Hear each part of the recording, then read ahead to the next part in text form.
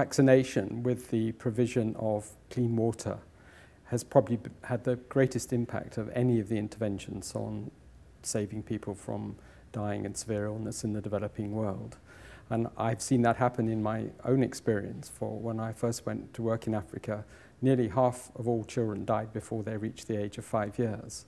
And now in many parts of Africa that has come down to perhaps 50 or 100 out of 1,000 children, which is still too many, but it's been a tremendous advance. And much of that has come through the use of vaccination, particularly measles vaccination, and then more recently some other vaccines. Although there has been a great deal of progress, as I mentioned, there's still a lot more that could be done. There are still far too many children dying all over the world from diseases that could be prevented by vaccination, perhaps 2, 3, 4 million children every year. And there are two reasons for that. One is that vaccines sometimes don't get to the very poorest children, the ones who are most at risk of infectious diseases and who could be helped most. And the other problem that is emerging is that some of the newer vaccines that we use and are now using in wealthier countries are as yet too expensive for some of the poorest countries in the world to use, and those are the countries where the vaccine might be of the most benefit. Well, I think there are two challenges to developing new vaccines. One is actually making the new vaccines, and there are some diseases that have proved very difficult to develop a vaccine to prevent, for example, HIV and malaria and tuberculosis. And so there are many technical challenges that require more work in the laboratories of the basic sciences to try to find ways of overcoming these problems in developing a vaccine that works.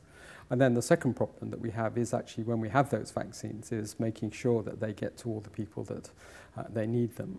Some of the vaccines we have now are relatively easy to make, like measles vaccine or polio vaccine, and are therefore fairly cheap to make.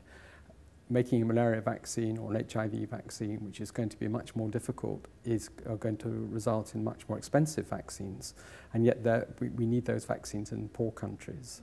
And so a second big challenge is going to be finding how we can make sure that when we do have the new vaccines, they get used by the people who need them most. I think the perception of vaccination varies from where you are. If you're living in a poor community where you know what measles is and you've seen children die from measles, then the community is pretty positive to measles vaccines and probably vaccines as a whole. Part of the problem that has faced vaccine and vaccine developers is that in developed countries those diseases have gone because of the vaccines, and therefore people are not aware of the really serious problems that one can have for measles or whooping cough or polio, and they've rather forgotten that, and all they see is the very occasional adverse event that follows from vaccinations. And all vaccines, like all drugs, sometimes have side effects. Those may be mild ones, like a bit of fever. Very, very occasionally they are very severe, and that's something we have to recognize and face up to. But the overall benefit to the community is so much in favor of using vaccines that we certainly should press on that. But that's quite a difficult message to get over. We tend to think of vaccines, following on the story from Jenna and the first vaccinations, as being vaccinations against infectious diseases, and most of the vaccines that have been developed, that has been indeed the case. They're against a virus, a bacterium, or a bigger parasite. But there is now interest in using vaccines in other conditions to stimulate the immune system in a particular way that may in fact help people to get over their cancer, probably not on its own, but when combined with drugs, by stimulating the immune system, you may be able to improve people's survival and perhaps even cure from cancer.